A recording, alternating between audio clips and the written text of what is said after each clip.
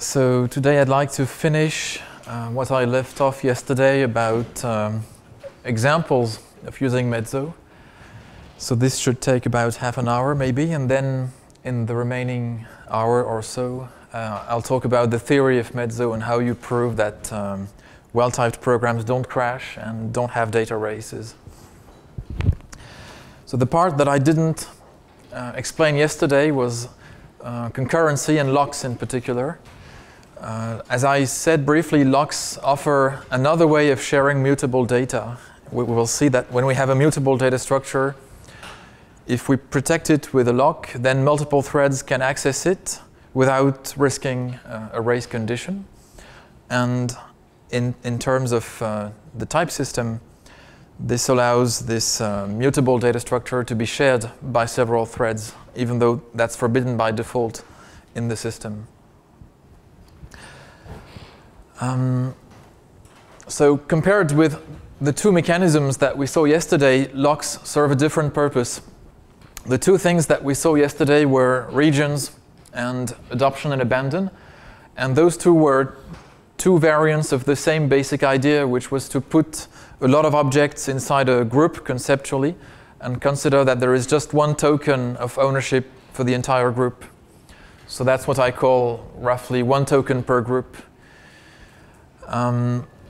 Whereas with locks, where am I? Locks is something different. No, I don't have the slide which I expected I had here. With locks, we're going to have something different where we will see that we have no token at all, actually, in a way. You won't need any token at all to try and acquire a lock. Anyone can try and acquire a lock even without any permission. So it will be a slightly different approach, and the two things will be useful in conjunction. So one problem which we have if we don't have locks, if we only have the mechanisms that we saw yesterday, is that we still have this unique token which represents the ownership of the region, and we have to exchange this token. So if I want to have a data structure that is shared by two clients, maybe two threads or maybe just two modules in the same program, they have to exchange the token between them. Otherwise, one of them will be unable to use the service. And that leads to a lack of modularity. Sometimes it's not very pleasant for multiple clients to have to work together and exchange that token. They would like to be unaware of each other's existence, even though they rely on the same shared service. And a related worry is that in the type system that we have seen so far, all of a function's side effects must be advertised in its type. Whenever a function writes or reads something in memory, it has to request some permission which represents the right to access that piece of memory. So you don't have any hidden side effects. And in a way, that's a good thing. Some people will consider it's good that side effects are advertised. Maybe some compiler writers will be happy because they can distinguish a function that has side effects and a function that doesn't have any, and they can optimize the code more easily. But the programmer may not be very happy because sometimes you would like to pass a function that has an innocuous side effect in a place where a pure function is expected, for instance.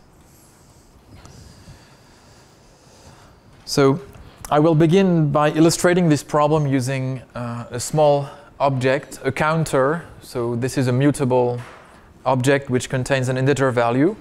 And it has basically just one method, which is next. Give me the next value of the counter. So we will see that it has one way of describing this object is by giving this abstract type, which I will explain. And we will see that this object cannot be shared. So I think I should go to the Emacs buffer and explain what I'm trying to do here. So I have this make counter function which I could write in ML, maybe with a different type, but it would be the same code. So if we ignore the types to begin with, we just read the code. When I call make counter, this creates a new reference whose value is initially 0. So this is a mutable reference. C. And then I define a function post-increment, which takes no argument. Here it has a unit argument, and it returns an integer value. And what it does is just increment the counter and then return the previous value, the value before the increment. And then make counter itself at the end returns post-increment. So it returns the function. So the client doesn't have access to C, but it has access to C indirectly via the function post-increment. Now what I would like to do is, for instance, create a single counter like this by calling make counter once, and then sharing the counter between two threads, for instance, and see what happens. But before doing that, I'll explain the types. So this function post-increment, the internal function, needs a permission to access the reference C for reading and for writing, which is why we need to declare that here. We need to declare that we require the permission C at refint, and we don't consume it, so it also means that we return this permission to the caller. And C at refint is a permission which we have when we define post-increment. And so at the end, when we return post-increment, we could say this is a function that needs the permission C at refint, but we don't want to tell the client about C because C here is an implementation detail. It's an internal reference. So we want to give a more abstract specification to the client. We want to say there exists a permission P, which will be in fact C at refint, but the client doesn't know. There exists a permission P such that you will get a function that needs P, and you will get one copy of P. So maybe to make this clearer, I should insert some new lines. It should be read like this. This means that make counter returns a function which needs P and returns an integer. And make counter also returns one copy of the permission P. So it gives you the function that needs the token, and it gives you the token. So you can use, once you have that, you can call post-increment as many times as you like, as long as you don't lose your unique token. So this is what I call a function, an object. You could say that an object created by make counter is an object with abstract state, because the type makes it clear that there is some internal state in here, but we don't know how that state is implemented. So it's abstract, but it's not hidden. Hidden for me would mean that the type doesn't say anything about a side effect. So the problem with this is that we cannot share a counter produced by make counter between two threads. Here I'm trying to do this. I'm creating a single counter which I'm calling count. So count is just a new name for the post-increment function above, if you will, for one fresh C. And so this count has an existential type, which the type checker automatically unpacks for us. And we can use this slightly weird idiom to give the name P to this to the unknown permission. So we know that count has this type for some abstract permission P, and we know that we have one copy of P. I could have written assert P to say I know I have one copy of P at hand. Now I can now spawn a new thread which will use this object count. And if I do that, so here spawn is a primitive operation which takes a function as an argument and runs it in a new thread. If I do that, I'm going to lose P because this call to count here needs P. So the anonymous function here consumes P. And as a result, if this call is well typed, but it consumes P, and the second call, which is the same here, needs another copy of P, which I don't have anymore. So the second call will be ill-typed. And we can try this and see at least where the error message is located. Yes, it's here. Now, what does it say?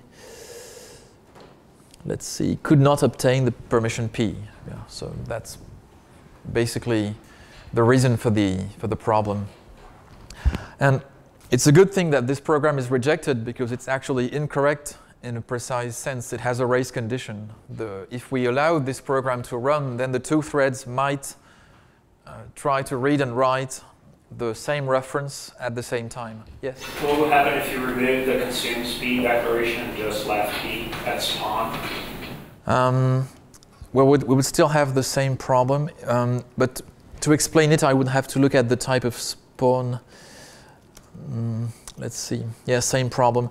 The problem is that even if the function here returns P when the thread is finished, the call to spawn itself finishes earlier than the thread that has been spawned. So spawn does not return P.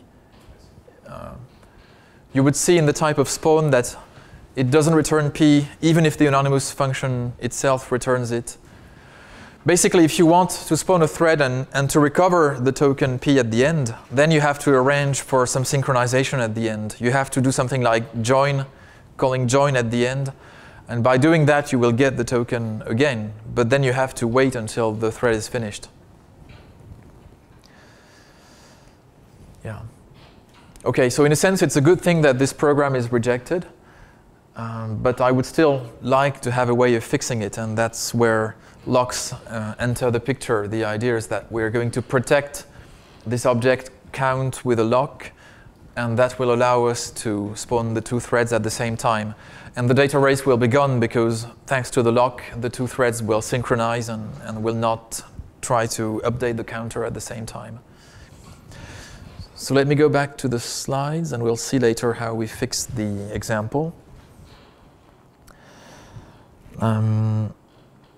So there will be a double effect to this fix. So one thing is that we're going to remove the data race, and the other thing is we're going to allow the counter to have this type where the abstract permission P has completely disappeared. And this type is duplicable. It's the type of a function that claims to be pure in a sense. And because it's duplicable, it will be OK to share it between two threads.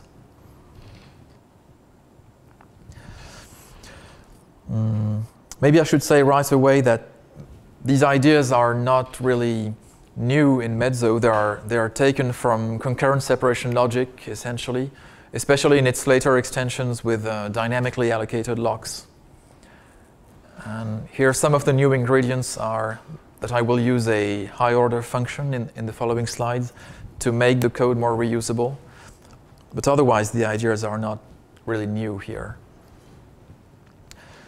So locks are a primitive notion in Mezzo. They're not user-defined. And they're axiomatized like this. So we have, to begin, we have two abstract types. One is the type of locks, and it's parameterized with a permission, which tells the user what permission he will receive when he acquires the lock. So in the example where we want to protect c@refint, we could have a lock of type lock c@refint. So I mentioned maybe in passing yesterday that types can refer to program variables in Mezzo. So this is a permission. It's a type of sort perm. And lock of this thing is a type of sort type. So it's OK to write this kind of thing. And what's important is that this type lock P is always duplicable, even if P itself is not duplicable. In this example, c@refint is an affine permission. It's not duplicable. But lock of this thing is still duplicable, which means that the lock can be shared between two threads. That's the whole point. And it doesn't create any problems. The second abstract type is less important. It's just a token which proves that you have acquired the lock. And it's you have to give this token back when you release the lock. And this guards against double release mistakes, basically.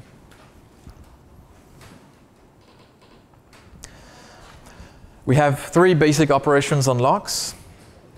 So new, acquire, and release, and the types are relatively natural. So new, when you say new, in this simple variant, there is another slightly more complex variant. But in this version, you have to establish the invariant when you create the lock, and which means you have to give the permission P when you create the lock. And you have to give it up because the lock is created unlocked.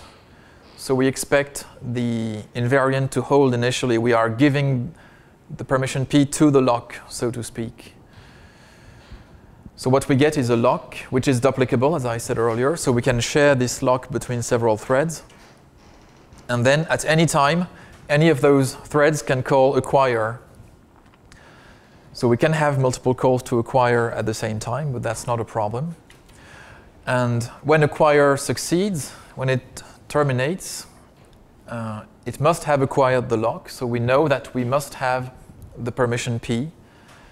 And we also have this token lat_locked, which is a way of saying, I know that I have locked this lock L. And we need these things when we want to release. So the type of release is kind of symmetric with the type of acquire. We have to give up the two permissions that we got when we called acquire. And all these things are polymorphic in P. Yes? So at the end of acquire, does L still have permission lock P? Yes, because lock P is duplicable. So when you have a duplicable permission, you never lose it, which is why I didn't repeat it. But something that's duplicable is never lost.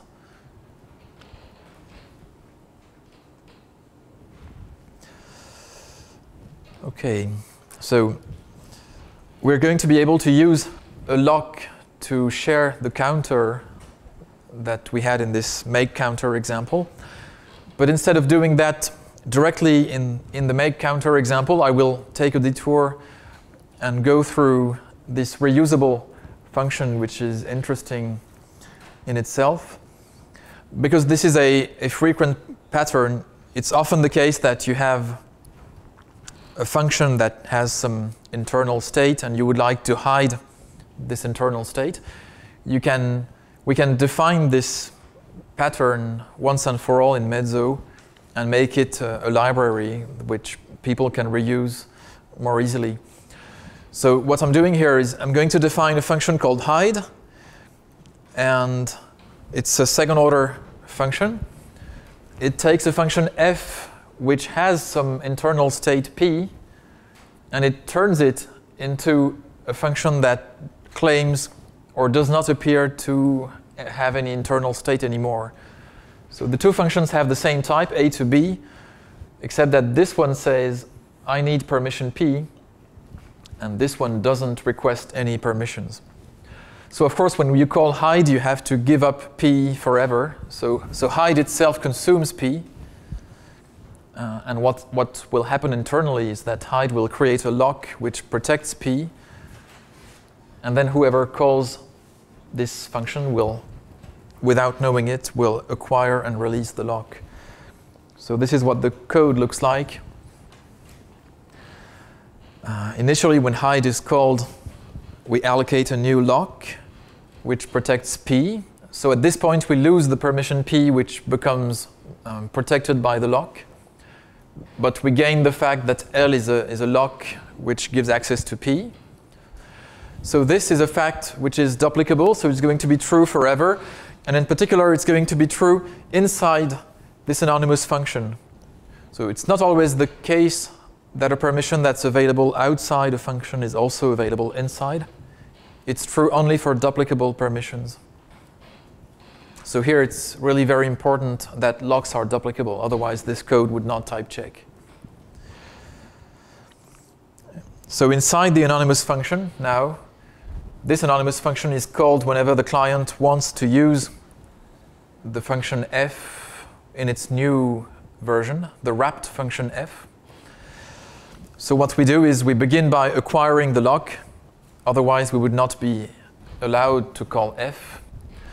So we begin by acquiring the lock, and when that succeeds, it gives us the token L at locked and the token P. The token P allows us to call f, and after the call to f, we still have the same 3 permissions. And since we have these things, we can now call release, and we're back to the state where all we have to do is return the result to the user.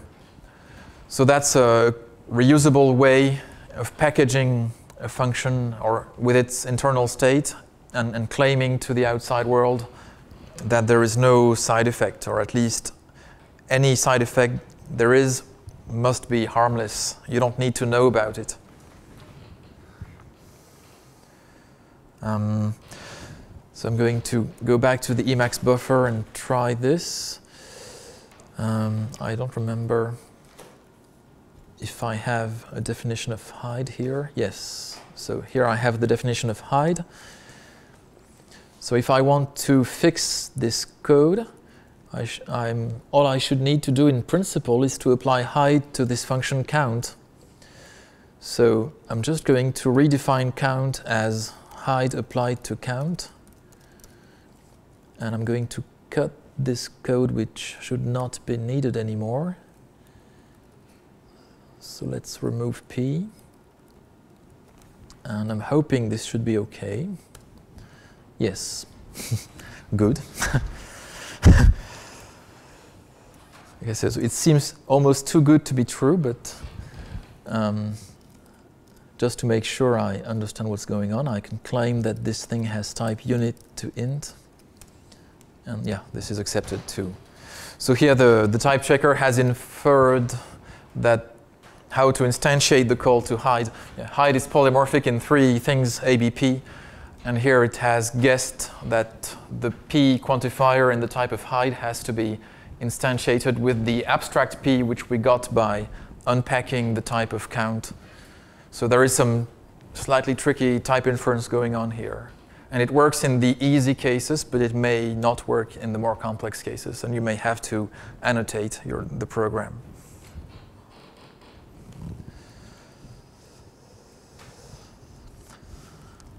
OK, so that's the slide I thought I had earlier. I was trying to explain that with regions, you have 1 token for a whole group of objects, whereas here, once you use the function hide like this, you have no token at all. You can call the shared object count without producing any permission. And the 2 mechanisms are typically used in conjunction because it's very convenient to first group several objects together and have 1 token for the whole group, and then introduce a lock that controls this token and share the access to the group between several threads. OK, so that's about it for the presentation of Mezzo by examples. So I could take questions about this now, about locks or about the examples in general, before moving on to the more theoretical part. No questions? So using lock to hide some internal effect of a function, is there another way to show that a function does not leak an effect? I mean, for example, you could think of some function which is using some internal effect and then they're being pure from the outside. Mm-hmm. So what we do here is the type system checks that it's harmless in a sense to hide the side effect. So it's harmless in the sense that your program will not crash. But that doesn't mean the function is pure. Of course, as you saw in the example of count, every time you call it, it returns a different result. So it's not pure in the stricter sense. And we don't have a way of ensuring that the function is really pure in the sense of referentially transparent. Sorry? You said that region could be seen as a generalization of ST, and the ST model is typic, can be used for that purpose. Could you use region to do something like that? Well, Yeah, I mean, ST is less powerful than what I just showed here. When you have these locks, you have hidden state, and this allows you to masquerade an impure function as a pure one. But so if you remove locks, then in Mezzo you don't have any hidden state. And every impure function has to publish in its type the fact that it's impure. So the addition of locks in Mezzo is a non-trivial addition. It really changes the nature of the language in a way.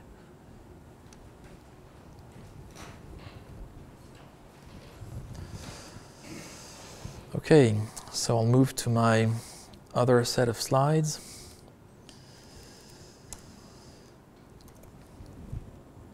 So what would I like to do here? I would like to present the definition of the language, not the whole definition, but a subset, a core subset of the language. And one thing we have done is define first a kernel calculus, which is just lambda calculus, basically, with threads. And then we have a series of extensions. And the extensions that we have at the moment are references, which are a simplification of the memory blocks found in the real Mezzo, locks, and adoption and abandon. So these four things, the kernel and the three extensions, are basically what's formalized at the moment in INCOC and proved to be sound. So I'll show the definition of the kernel and maybe of one extension. I don't think I'll have time to go through all of them. It would not be very reasonable. And I'll try to outline the main steps in the proof of type soundness. So the proof is not very interesting in a sense because it's very, how would you say, simple-minded. It's the old syntactic technique of proving subject reduction and progress. So it's not very interesting, but it's more the definitions that are interesting. One thing I need to clarify before showing the definitions is how we desugar the types. Yesterday, Thorsten had questions about this construct x:(t). I have a few slides about how we eliminate it. It's fairly easy to translate away. And also, we have this convention, which is somewhat unusual, maybe concerning consumption, which is that if we don't say consumes, then the thing is actually required and returned. Whereas if we do say consumes, it is only required and not returned. Whereas traditionally, when you look at affine lambda calculi in the literature, usually the argument is consumed. T_u means T is consumed and the caller loses the permission to use the argument after the call. So this traditional convention is more convenient when you do the theory, but we believe our surface syntax is more convenient when you program in the system, which is why we have these two opposite conventions. The translation is fairly easy. I'm just going to show a couple examples. Here I have the type of the list length function which we saw yesterday. In surface syntax, I could also write it in this more verbose way. This means that explicitly I'm saying I need the permission x's at mlist A, and I'm going to return it. So I have to write consumes here, otherwise it would mean that the permission is returned twice. But if I write consumes, then this thing has the same meaning as the type above. We see that it's a lot more verbose, and that's one of the motivations for adopting our default reading of types, where things are returned by default. And then yet another way of writing this type still in the surface syntax is to eliminate the colon construction here. As I mentioned briefly yesterday, we could say that we are really requesting two things. We need a value of type singleton x's, and we need this permission x's at mlist A. And if I write this, then this is a free occurrence of x's, and this is another free occurrence of x's. And I need to bind x's somewhere, which is why I'm universally quantifying over x's here. So x's has kind value here. It's okay to quantify over a value in a Mezzo type. And if I do this, then I have almost reached what I'm calling the kernel language. All I have to do now is erase the consumes keyword. And if I do that, I have a kernel type, which means the same thing as the surface type I started with. So that's how we view types in the Coq proof. Another example where we also eliminate the colon, but this time it's in not in a function type, it's in a pair type, so it's interpreted as an existential instead of a universal, or as a sigma, if you will. So here, this is supposed to be a pair of a value x of type A and some function that consumes a permission for x. So it's a dependent pair type, it's a sigma type, if you will, and it's desugared to an existential. So the braces mean existential. So this is desugared to there exists a value x such that in the first component I have precisely this value x, I have the permission x at A, and I have a function that needs x at A. So we can always get rid of the colon notation x colon A. It doesn't exist in the formalization. In the formalization, the basic constructs are universal and existential quantification, singleton types, and permissions like this, x at A.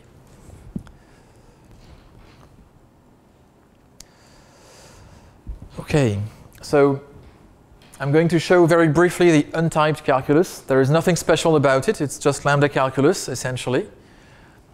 And then I will show some typing rules, first for source programs, or inert programs, which are not yet being executed. And then I will need to add more typing rules to explain how to type check running programs.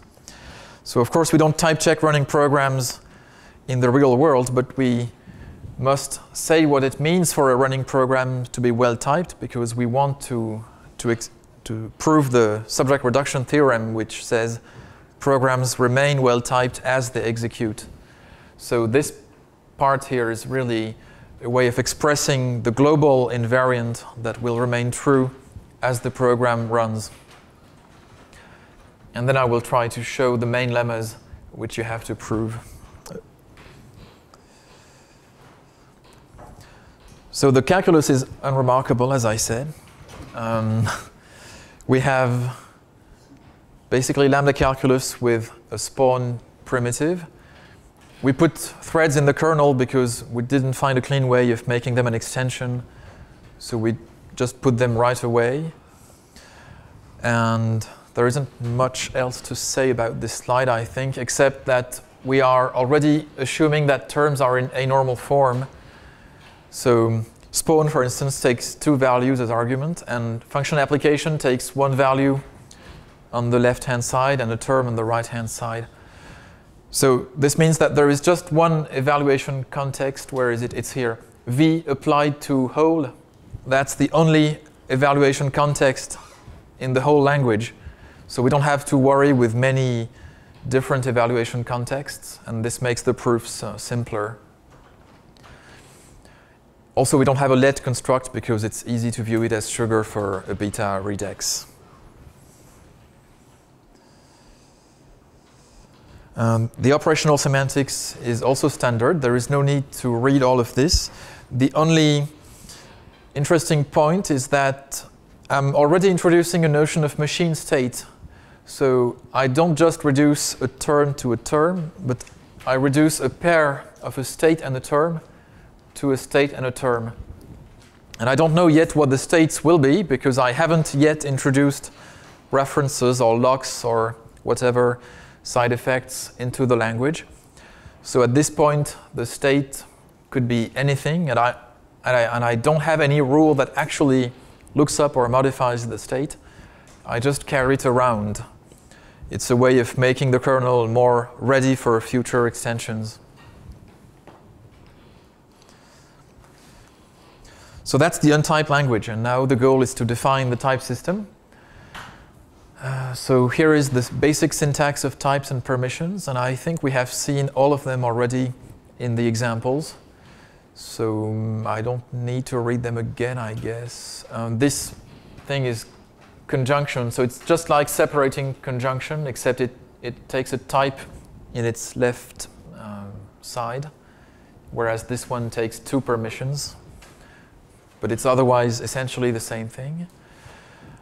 And I guess that's, yeah. I guess we have seen them already, so I don't need to comment more.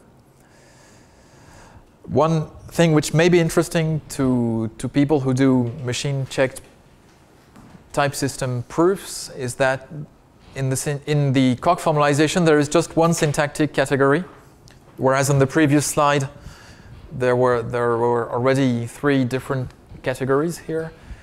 Not to mention also values and terms.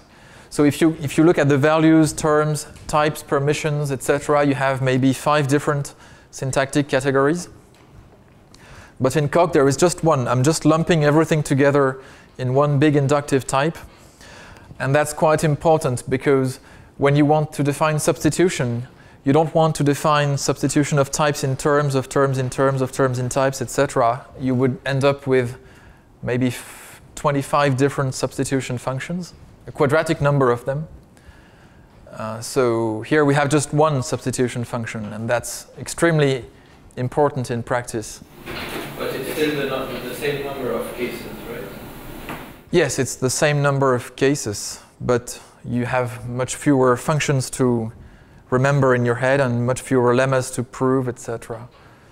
Do you use a dependent encoding or just plain? It's just plain raw de Bruijn indices, yeah, which I thought was the simplest approach. And I developed a library for that, which I have published. So you can find it online if you would like. And it's fairly reusable, and at least I have reused it 4 or 5 times without trouble. So binding was not too much of a problem. It's maybe 1% of the whole effort. Then the type discipline. So what does the typing judgment look like? Well, maybe the most surprising thing perhaps at first is that we don't have traditional type assumptions, because we saw in the examples that the type of a variable changes with time, or at least changes with program points.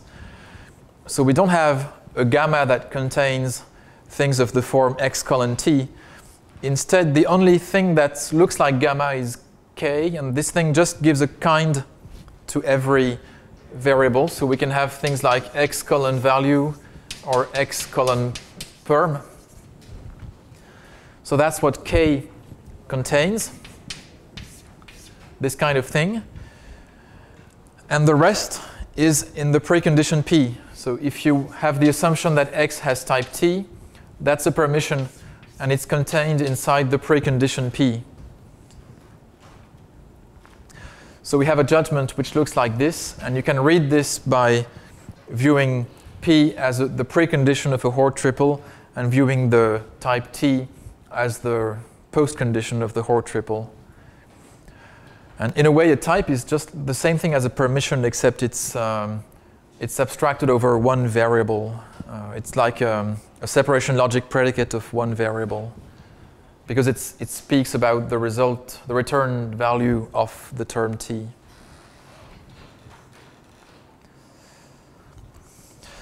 So I'm going to show some of the rules. I don't know if they're very interesting, but I will briefly go through them. Basically, there are some introduction rules for some of the type constructors, like arrow or conjunction, etc. There are some rules for type checking the term constructs, and here we have just 2, function application and spawn, and then some non-syntax directed rules, and a rather overwhelming number of subsumption rules, which I will show only a few of them.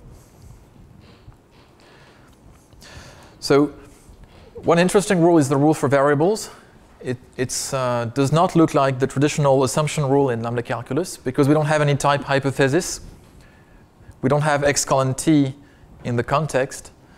So what we say is just that x, so here v could be just a variable x, and we say that x has type singleton x, which is, well, it may be surprising, but it's actually the most precise thing you can say about it. And you can always frame something else later on.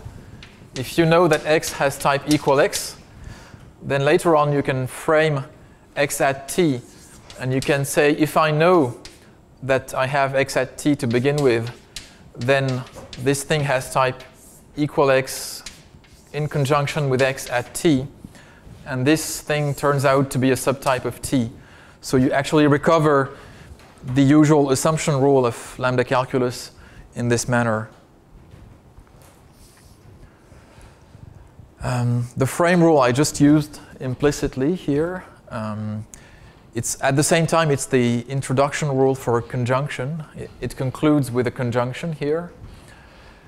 And I guess it's familiar to you if you have seen separation logic papers before. Here I'm just saying Q is not used to type check T.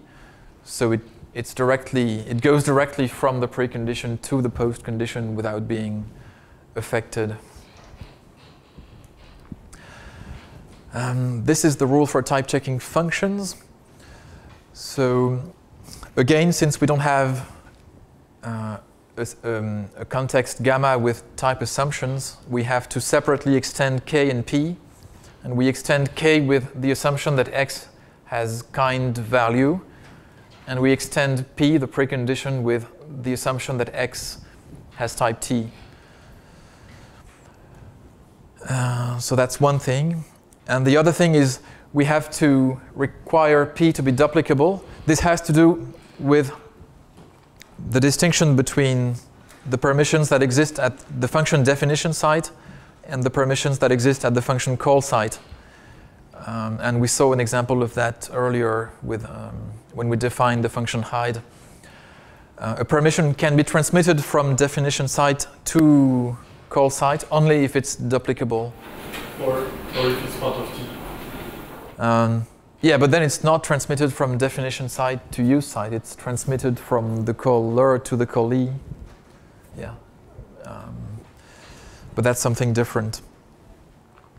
So the reason why we have this restriction is that we have another rule, which I forgot to show, which says that function types are always duplicable. So this is a design choice. We could have had several function types, a type of duplicable functions and a type of non-duplicable functions. But it turns out that if we only have this type of duplicable functions, then we can encode the other one. We can encode functions that can be called at most once, for instance. So the only primitive notion is the duplicable function. And that's why we need to require duplicable p here.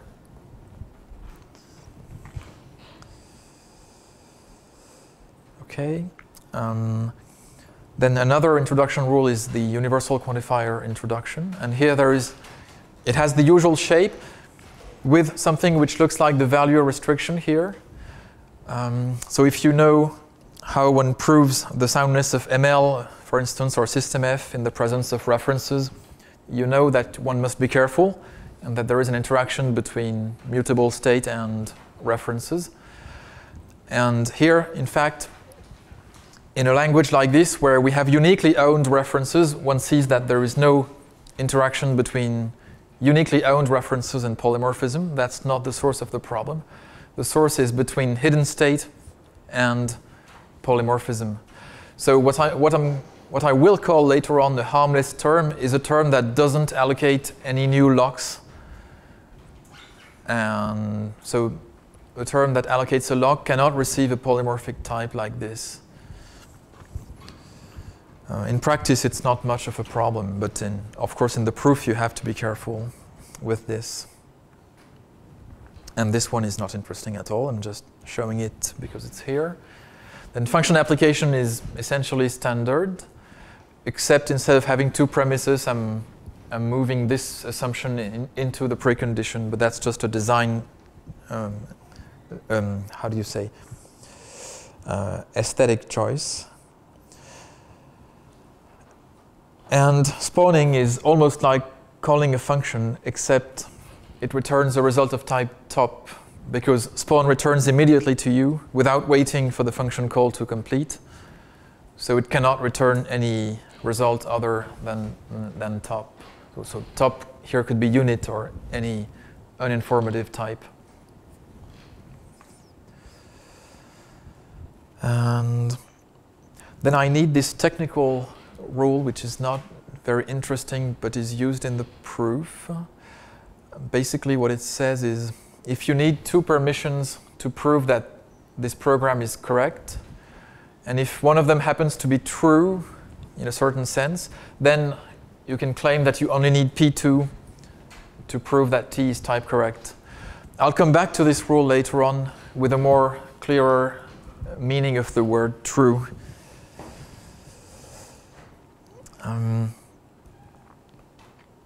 And this rule is subsumption. It looks standard, and it means you can change the precondition or the postcondition using logical implications. And some of the logical implication rules which we have are here. So there are many. I'm calling them subtyping or subsumption rules. At the moment, there are more than 50 in the Coq proof, and probably even more in the actual implemented type checker, because we have a simple but already rich set of combinators of type constructors. So there are many interesting laws that hold between these type constructors and which can actually be useful when you type check real programs. So the first one is just universal quantifier elimination, and I mentioned it here just to explain why it doesn't appear in the rules that we saw earlier. It can be viewed as a subtyping step. This one is a way of converting between the 2 forms of conjunction, and you could also view it as a way of defining the meaning of this conjunction in terms of the other one. This one is the frame rule, but stated as a subtyping rule. It says that you can give a function that doesn't have any side effect in a context where a side effect is permitted. And this one is interesting in the sense that it is the one that allows duplicating a duplicable permission. So duplicable P is itself a permission. So duplicable P is a kind of token which proves that P is duplicable. And if you have this information, and if you have 1 copy of P, then you can duplicate P. And the last 3 rules are examples of rules which claim that certain types are duplicable. So this one says that the singleton type is always duplicable. This one says that a function type is always duplicable. And this one says that a duplicable assertion is itself duplicable. So there is a certain kind of bootstrap here. What do you mean by complete? Yeah, complete. Maybe I should have used quotes here. So it's not complete in the sense that we often find rules which we forgot to include and discover, oh, it would be good to include this rule, and it actually turns out to be sound, but we didn't think of it earlier. So we don't have a clear criterion that we could use to prove that we haven't forgotten any rules. And by forgotten meaning that when you add on, you can type more terms that you could not type before, or just other ways of... Usually we can type more terms, yeah, by adding these new rules. Or maybe we could type check them before, but by adding extra explicit eta expansions in the code. And if we add the rule, then we can type check the program without these eta expansions.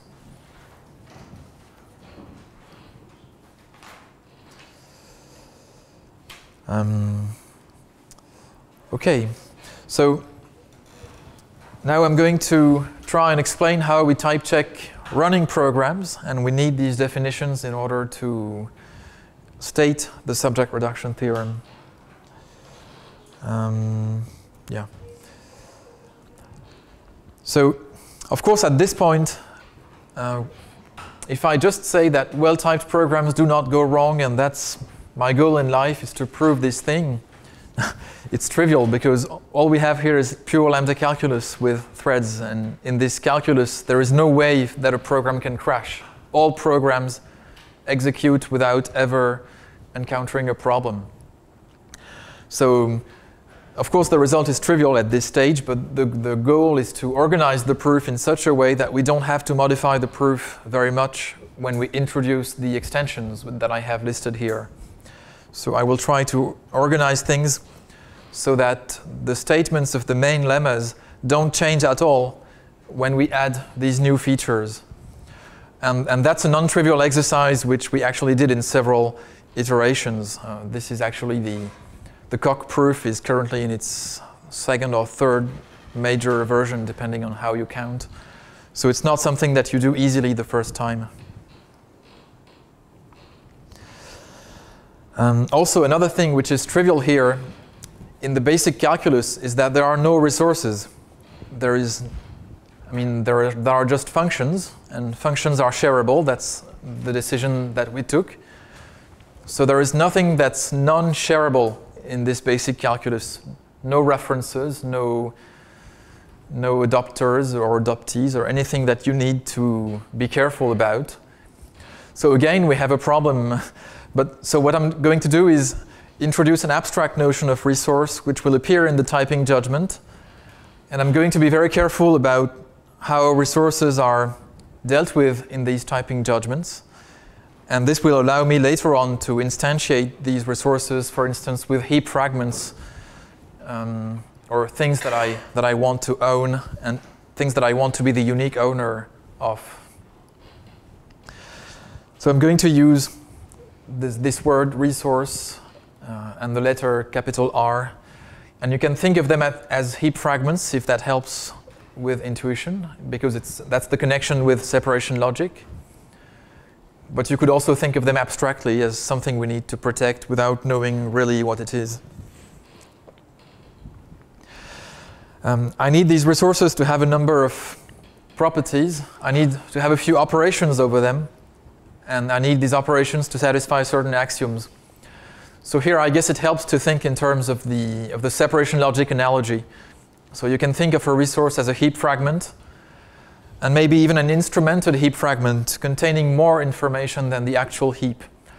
Here, for instance, one thing I will want to know for every memory location, I will want to know whether it's exclusively owned by me. So X means exclusively owned, and V is the value that's really stored in the reference.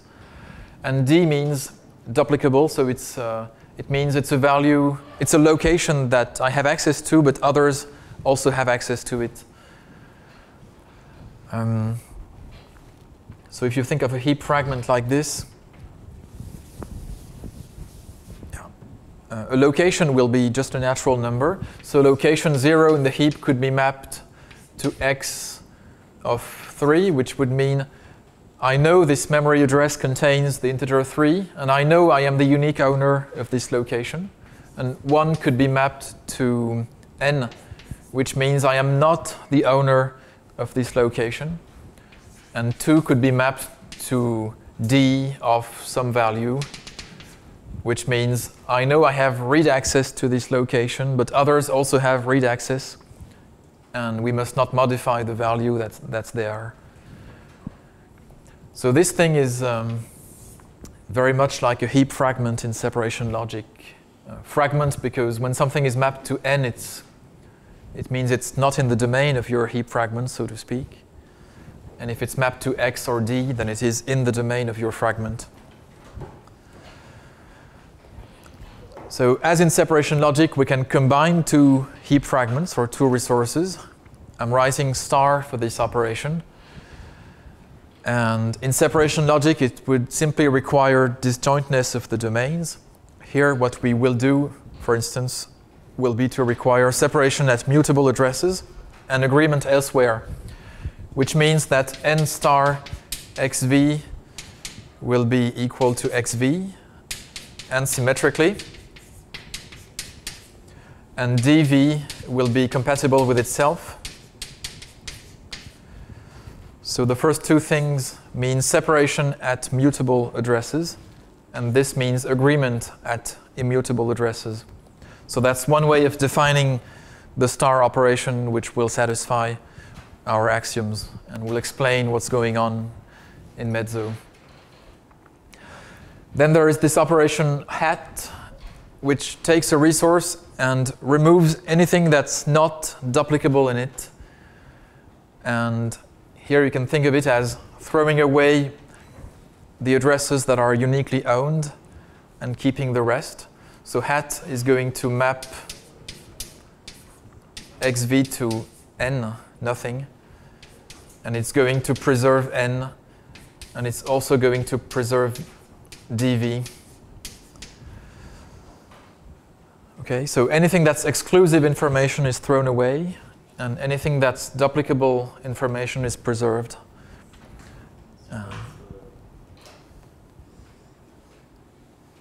So the hat is a unit for the star. Maybe that's what you had in mind. One of the axioms which we will have is this one. So we don't require a single unit for the star operation, but every element R has its unit R hat.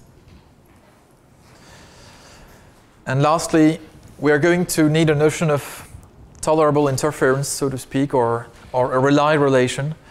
That's the evolution of resources that one thread is prepared to tolerate coming from the other threads. So the idea is, if I have one thread that owns R1, so to speak, and that thread is currently sleeping, then the other threads are going to modify the machine state. And maybe that will cause the state of the sleeping thread to evolve to R2. And we would like to know that the thread will be able to accept these changes and continue to execute without crashing. So we have this relation triangle or rely, which defines what kind of changes are acceptable. And one typical example of acceptable change is allocating new memory locations. That's not a problem. So there is this kind of global agreement that memory allocation is an accepted evolution of the state. What I wanted to say is the hat is like a bank. I think there are models of linear logic into these low-level languages where you can interpret the exponential modality by throwing everything which is linear or mutable.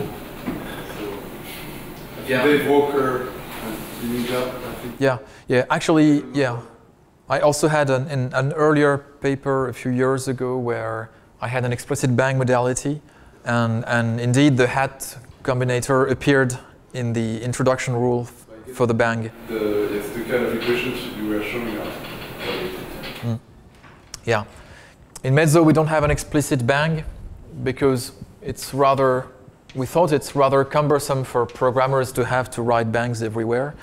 So our types are inherently duplicable, like the function type, which is inherently duplicable. Or when you have duplicable in your theory and yes, conscious in your practice. Yeah. Okay, so we need a bunch of axioms, which I'm not going to read. But basically what happens in Coq is that the kernel is parametric over any instance of these axioms. So I define this as a type class. I'm calling this whole thing a monotonic separation algebra. Monotonic because of the rely relation.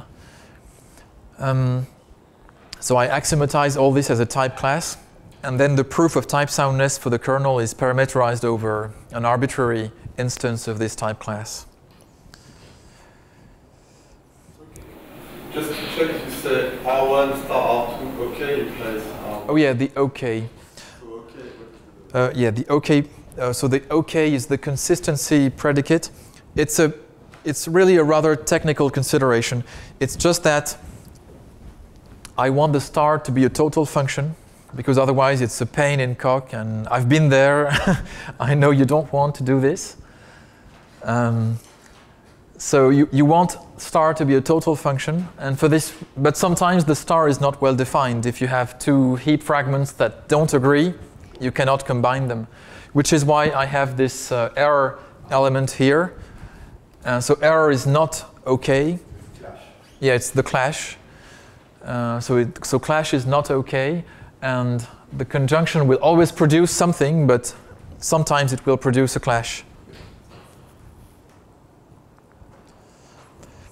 And that's what I mentioned here. You want star to be a total function because this means that commutativity and associativity are very easy to express. And this allows you to use Thomas Bréban's great plugin for working up to AC. And that's very useful. If you don't have it, you suffer a lot.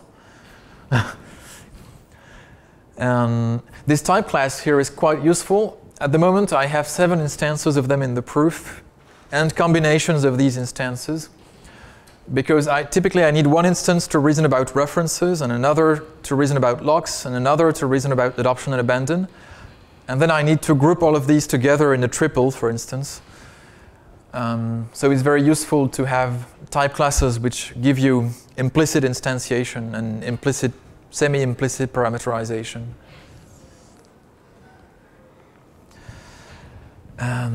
The last abstract ingredient which I need at this stage when I define the kernel is I need some notion of agreement between machine state and resources.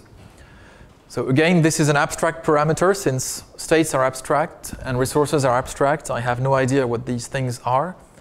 But I need to know that there is some notion of agreement between them. Typically, a concrete heap has to agree with an instrumented heap. And the notion of agreement is very simple. You just erase the x's and the d's, and you look at the values, and you require that they be the same values.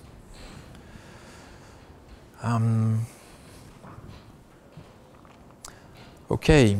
So now I still have to introduce more typing rules, but I guess I'm not going to show them all, fortunately. What I have to say is there will now be one more component in the typing judgment. And one can think of it as the thread's view of the machine state. So here the turn T could be thought of as a thread that's running. And R is what the thread needs, maybe the references or the locks that have already been allocated and which the thread needs to run without crashing. Or you could think of it as the things that it owns.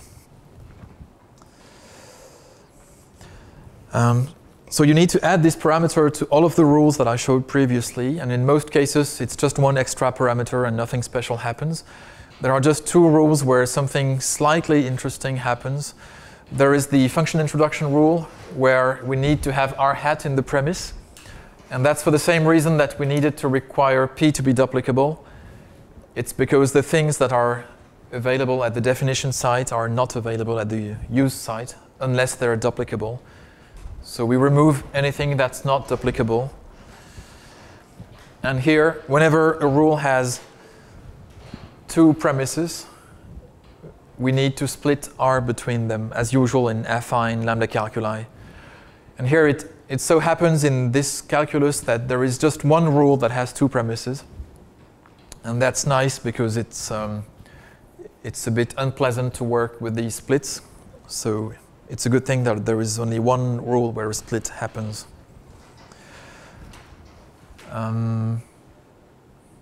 Yeah. And that's a rule that I commented briefly upon earlier, but earlier we didn't have the R parameter, so the rule was a bit mysterious perhaps. Yes? Also had the subsumption rule, but I guess the subsumptions obviously don't have context, so that... Right, the subsumption judgments don't use R. But if you had some kind of abstraction over subtyping, yeah, maybe we could have a more elaborate system where subsumption needs R. I guess, yeah, if we had something like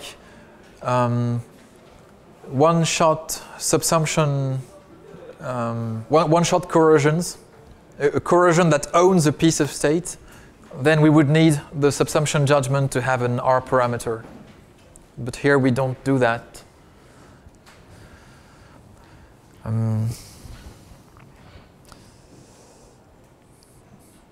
Okay.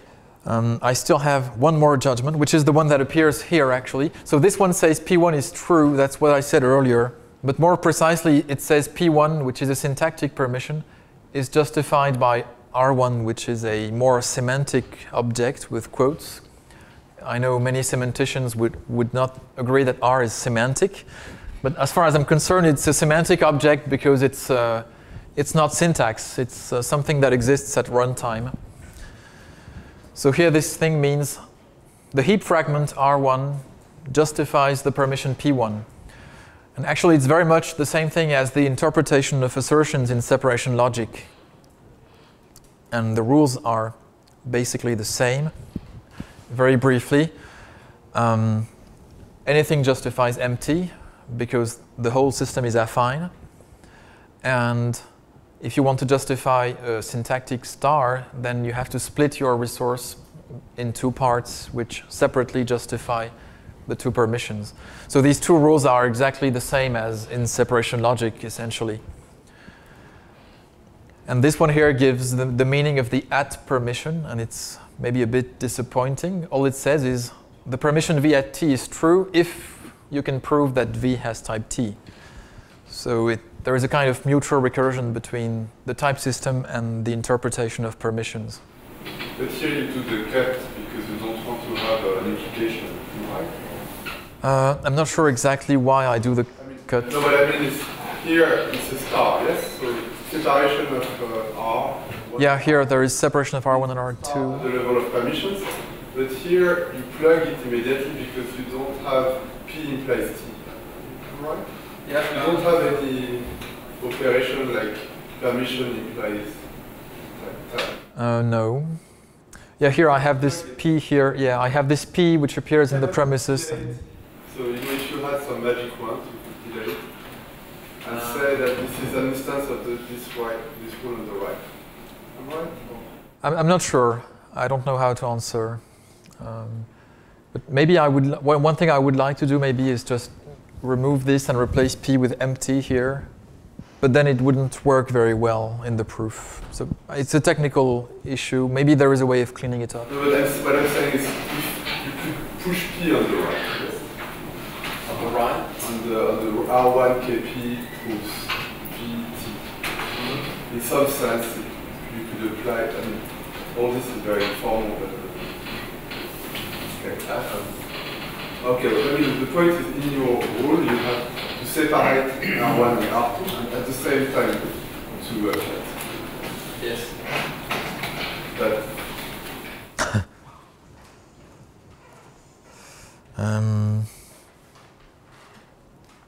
okay. So that's basically the definition of the kernel, including how to type check running programs. And now I'm going to try and show briefly the path to type soundness. So there is a bunch of lemmas. I have tried to summarize and remove many of the nodes, otherwise there were too many nodes and arrows in this picture.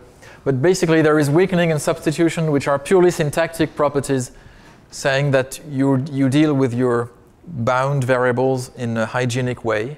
That's all it says. Then there are these three things which have to do with monotonic separation algebras.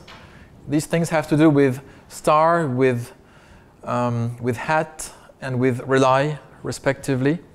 So they say that your typing judgment is reasonable, reasonably well behaved with respect to the monotonic separation algebra that you have chosen. And these things are quite simple things which say that the only things that have a function type are functions. And then you can go to this place, which is fairly important and which says that you can always prove that a term is well typed without using the subsumption rules. So this eliminates the 50 or so subsumption rules and you're left with a much simpler system to study. And that allows you then to go to type preservation and progress. I have a question. So you said that you have so many subsumption rules and sometimes you want to add one, but you need to be able to eliminate them from kind of well-behaved type system. Yes, so this happens in this lemma. Yes, but how? I mean, what is the underlying? I'm going to show it in one of the upcoming slides. So very briefly, substitution, there is nothing interesting to say about it, except that it has 92 cases as of now. Sorry? Is it automated? Yes. The proof is in 4 lines. Actually, I'm cheating actually because that's the end of the proof, of course. You have to define some hint databases and the great mutual induction. But then it's easy, and it's basically the same recipe in all of the cases. So it's not too much of a problem, except it takes a minute to check. So when there is a problem, you have to wait a long time. Another thing which I'm putting under the carpet is that sometimes you need to reason by induction on the size of a type derivation. I found that this has to do with existential types mainly. Maybe it's familiar to some of you. So in Coq, I had to index the typing judgment with one more parameter, a natural integer, and sometimes I have to work by induction over this integer. And to do that, you need to know that substitution preserves this integer index. So what do you call the size of the type derivation? I never remember, but I think it's the number of non-syntax directed rules like subtyping and existential elimination. And I want to know that I'm reducing the number of these rules as I go. So maybe this is one aspect where there is something like step indexing going on. I mean, I'm not sure exactly, but. So affinity, which I mentioned earlier. So this one is one of the three lemmas which have to do with the monotonic resource algebra. So affinity just says if you have too many resources, that's never a problem. So if something is true assuming R1, then it's also true assuming R1 star R2, provided you don't have a clash, of course. So that's fairly easy to prove. It's again a short proof. Then there is duplication, which says if a permission P is justified by some resource R, and if P is syntactically a duplicable permission, then P is actually justified by the core, the duplicable fragment of R. So this means that our syntactic notion of what is or isn't duplicable is in agreement with our semantic notion of what's duplicable as defined by the function hat. And this lemma I'm not very happy with because it's too difficult to prove. I had to come up with a weird generalization of it, and I think it's not very pretty, but maybe there is a way to improve it. I have a question. Yes? Because here you make a separation between some kind of information on the system. So you say P is duplicable, and so you can duplicate P. So in the linear logic kind of tradition, either we will say P is mapped into P hat, for instance. You see, and then P hat is duplicable, and then we can map P hat into P. You see, so do you have some kind of description and some kind of external? Yeah, I guess that you're pointing the place which I'm not very happy with, I guess. Yeah, it's at the moment what we have is this meta level predicate saying this is duplicable, this is not, just by inspection of the syntax of P. And I'm not very happy with it. So I would like to fix it, but the naive ways that I have tried introduce circularities everywhere in the proof, and it's not so easy. So yeah, so the meta-level predicate is a way of breaking the circularity, but it's a bit like a big axe, and it's not very pretty. And stability is also easy to prove, and it says if a thread is OK with R1 and R1 evolves to R2 because some other thread makes changes, then this thread is still happy. And this one is easy to prove too. It's just induction, trivial induction. But you said the previous one is difficult. Yeah, this one is too difficult for my taste. So this one, yeah, this one is too difficult. So there is something fishy here, which I'm not very happy with. Do you think you could remove duplicable and replace it by some kind of purely type theoretic? Or maybe like P With bank or related to hat or some other an extra, so typically that it's equipped with some co-operations, you know, like P maybe map to P star P. I mean, this kind of. Yes, yes, we could abstract over a corrosion that says P can be mapped to P star P or something like that. Things on P. yes. You could just say I can do these things on P and then try to. Yeah. But then you need to. Something I would like to have is first-class coercions in the language. So you could abstract over a coercion and apply a function to a coercion. So then P maps to P star P would be just one particular kind of coercion. And here it's been hardwired into the system that this kind of coercion is more often useful than others. When to say in IB that this is the reason why everything is linear and linear logic, and so we need to say when it's duplicable. I mean, whereas when we program, maybe sometimes it's nice to know that this is the source. But yeah. Okay, so then the next lemmas that I saw earlier, classification. So just says anything that has a function type is a function. And this one is easy if you consider a canonical derivation here, one that does not involve subtyping or existential elimination. Still, there is something mesmerizing a bit, because you said we have some freedom in adding this subsumption, and then you said, but anyway, in the end, we remove them. Yes. So imagine I add a subsumption which I like. Then you can remove it, because if I like it, it means it's already part of it. Yes, yes. So I'm going to answer in 2 slides. So let me skip to the place where this is discussed. So permission subsumption is sound, and the lemma that says that is you can read it as an inclusion between the syntactic subsumption relation and a more semantic one. So it says, if syntactically we can prove that P implies Q, then, if we have a proof that P is justified, then we can construct a canonical proof that Q is justified. So this means that the syntactic subsumption is justified by a more semantic notion. So the good thing is, when we add new subtyping rules, it just adds new cases to this lemma. And these cases are usually easy to prove. So in a sense, the system is modular. It's very easy to add new rules. But your second relation, the semantic relation, do you change it when you add a subsumption? Yes, because there is a mutual recursion between everything. So this thing here is a canonical derivation. So it doesn't use subtyping. Actually, it can use subtyping, but only under lambda, one step later.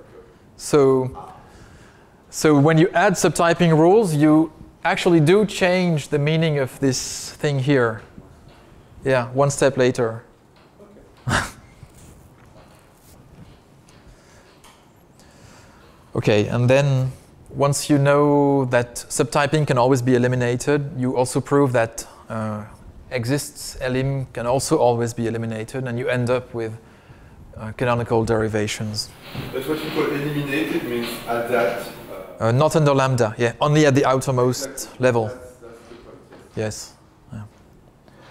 And then there is subject reduction, but I don't think I have time really to read that statement. So I'll just say this is one of the statements of subject reduction. And you can read it later. There are some bubbles that explain the statement. And in the end, what we get is, well-typedness is preserved by reduction. And we also have progress, which says no thread can go wrong. So every thread can either continue to compute or has reached a value. And if you combine the two, you get that well-typed programs don't go wrong. And yeah, I was about to mention data races, but at this stage, in the kernel, I don't have any mutable state yet, so I don't have any data races, and there is no way at this point that I can state that well-typed programs don't have any data races. So now I'm going to briefly try and explain one of the extensions, I guess. I think I would like to show adoption and abandon because it's one of the more original extensions. So what do we have to do here? We have to extend the syntax with these new constructs, basically just give and take, which we saw yesterday. And these two things are just internal forms which we need in the operational semantics. I'll show them on the next slide. And in the heap, we need to change things slightly. Instead of storing just values in the heap as before, instead of having memory location points to value, we're going to have two fields per object, an adopter pointer and a value. And the pointer will be either null or the address of the adopter. The operational semantics is this, and it's maybe not very readable, but what we can say is that take has two possible outcomes. Either it succeeds or it fails. And if it succeeds, then it needs to write null into the adopter field. So a successful take operation is performed in two steps. And in the operational semantics, I wanted to reflect that because we have concurrency in the system. So it's not the same thing to do an operation in one step or in two steps. By modeling it in two steps, I am actually proving that the fact that we have concurrency cannot create any problems here. It's okay to do the test first and then do the write operation non-atomically. It still will not create any problems. So this is the thing that I really wanted to show, I guess, because I didn't really explain yesterday what are the types of the operations give and take. And here there is a slight mismatch between the implementation and the theory. The theory is somewhat ahead of the implementation, actually, because by doing the proof in Coq, we were able to clean up the theory and to make it more expressive, actually, at the same time. So the type checker is a bit behind. So what we have in the theory is these three different types, which come in addition to the type of references, which I haven't shown because I have skipped those slides. But in the syntax of types, we have ref t, basically, which is the type of a reference whose content has type t. And then we have these three new types, and there are also types for references. So we're going to have memory locations of type ref, and memory locations of type adoptable, and memory locations of type adopt_t. It's okay for a memory location to have several types at the same time. Mezzo is a discipline where a single value can have many types separately or at the same time. So here we're going to distinguish the ownership of different things. When I say L has type ref t, this means I am the owner of the normal field of this reference. I can read or write the normal field. But if I say L has type unadopted, for instance, it will mean I am the owner of the adopter field in that reference. And I know that it's currently null, actually. So this means I know this reference is not adopted, and I can give it to someone. So this is a permission to give L to some adopter. And there is also L at adopts_t. And this means I know that L is an adopter whose adoptees have type t. I own this address in its role as an adopter. So I am the one who has permission to use L as an adopter. No one else has this permission. And also this means I own all of the adoptees. I am the owner of all the adoptees. I know they have type t, and I own them. So we have these three different roles. For the same memory locations, potentially we could have these three permissions at the same time. And we would use them to do different things with the same address. So the type checker at the moment is a bit behind because it doesn't really distinguish between these three roles. It merges them all into a single type. So yesterday when I said G has type graph, this actually meant all of these things at the same time. But in the theory, it's much cleaner to separate between the three. So when you allocate a new memory block, a new reference, you get these three permissions separately. and you're going to be able to use them to do different things. Read and write. This you can use to give adoptees to X, and this you can use to give X to some adopter. So here there is a kind of interaction between adoption and abandon and references, because the type of the new ref operation changes when you introduce adoption and abandon into the system. But that's the only interaction. Except for that, the two features are completely independent from one another. And the typing rules are here, and I think they're fairly easy to understand. They are symmetric to one another, so the precondition of give is the post of take and vice versa, essentially. There is a minor difference, but it's not deep. So what it says is when you want to give V1 to V2, well, you need to own V2 in its role as an adopter. You need to own V1 in its role as an adoptee. And you need to prove that V1 has type U, where U is the agreed type of the adoptees of V2. And after the give operation, you still have this permission, but you lose V1 at U because V1 has become an adoptee of V2. So the ownership of V1 as an object of type U has been merged into this group here.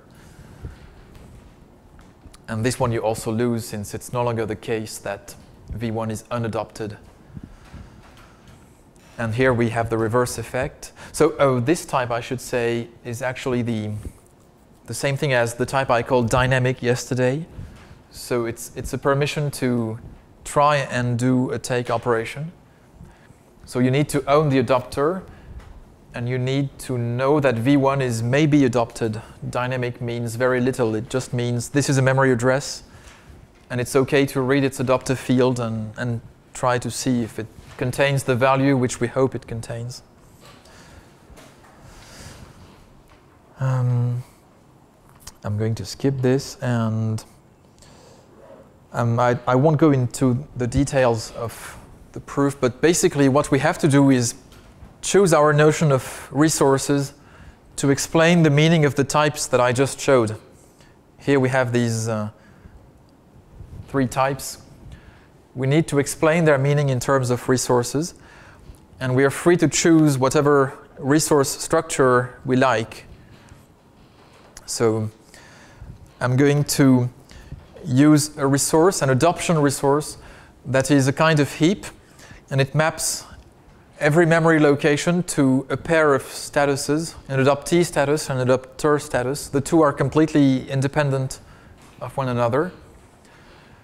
And the adopter status basically says not owned or exclusively owned.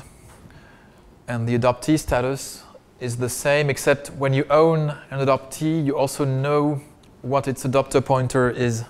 So this is null, or the address of the adopter. So on this thing, we have the star operations and hat operations and so on. So we can define the type system on top of this. Can I use still 5 minutes? Yeah. OK. I need some definitions. So what I'm going to do is explain the meaning of my types. So the meaning of the type adoptable is going to be this meta-level predicate by the same name, and same thing here. So I need to define these meta-level predicates briefly. So L is adoptable, so basically means just L is a valid memory location. So it's a very weak type. That's the type dynamic, recall. So it just, L at dynamic just means L is a valid address. That's all it means. And that's why it's duplicable. L is unadopted means our instrumented heap fragment maps L to X in the first component, X null in the first component. And this means we own this address as an adoptee. And we know its adopter pointer is null. And the other one, L prime is an adopter, means we know we are the owner of L prime in its adopter role. And then there is this last thing, which means I know I have a list of all of the adoptees of L prime. And at the same time, I own L prime as an adopter. So I'm using these things to interpret my three types, as I said earlier. And this one is the interpretation of adopts. So the type adopts U means two things. It means I own L prime as an adopter, and I own each of the adoptees at type U.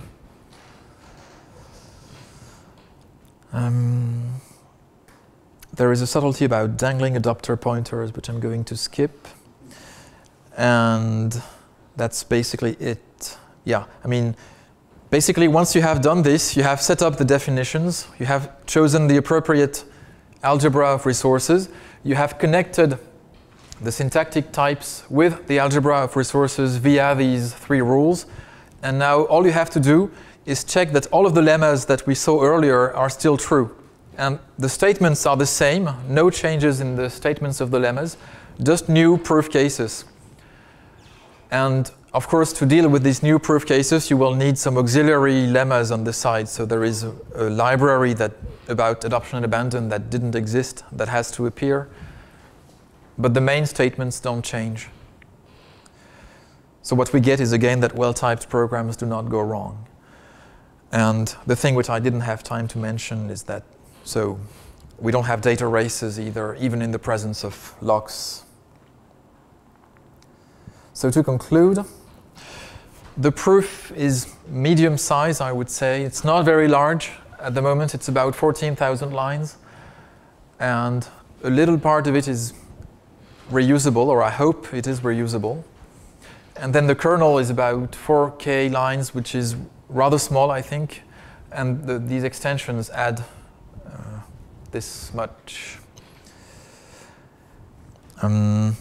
What I wanted to say here, was it's very important to formalize, I think, not because it helps find mistakes. We didn't find any serious mistakes in our typing rules, but it helps understand your own system and simplify it, actually. For instance, distinguishing between these three roles is something which we didn't think of by ourselves. We thought of it only by doing the formalization and trying to simplify the formalization. And another thing is the syntactic approach may be considered the most stupid, maybe. So many semanticists would like to do more elaborate things, but I think it works fairly well, especially when you want to mechanize the proofs. I should mention related work. Many ideas that appear in the proof here also appear in other works, and especially that views paper, which is almost the same construction as we did here. They also have this extensible framework where you have abstract machine states, abstract views with a notion of composition of views and a notion of agreement between them. And you can prove that the framework is correct in an abstract manner, and then you can extend it in various ways. The main difference is that they have a very small imperative language, whereas we have a more interesting, in my opinion, lambda calculus. And I guess that's all I wanted to say. So thank you.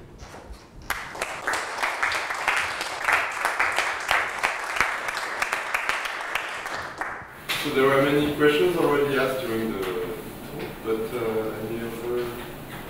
I have a question. So your implementation is the extraction of the coq code, or you have? No, there is no connection between the implementation and the coq proof. Another implementation? Yeah, the type checker is implemented in OCaml, and it does much more than type checking, because it does a lot of inference, and also it checks entailment. I mean, checking that one permission implies another permission is like checking entailment in separation logic, so it's an undecidable problem. And there is a lot of code to deal with that, which doesn't have any counterpart in the coq formalization. Yeah. Have you considered implementing those things in coq? No, not yet. I mean, we're not happy with the OCaml implementation yet, because it's incomplete in many ways. Type inference often fails in situations where we would like it to succeed. So the first thing to do would be to improve the OCaml code first, and then maybe once it's stable, then try to formalize it. about whether you still have progress in presence of locks, because I assume there must be deadlocks. Yes, that's a good remark. Indeed, we have to change slightly the notion of progress. So we say that every thread either has finished or makes progress or is waiting on a lock that's taken. So the system does not prevent deadlocks. Okay, any other question? Okay, so let's thank François again. Thank you.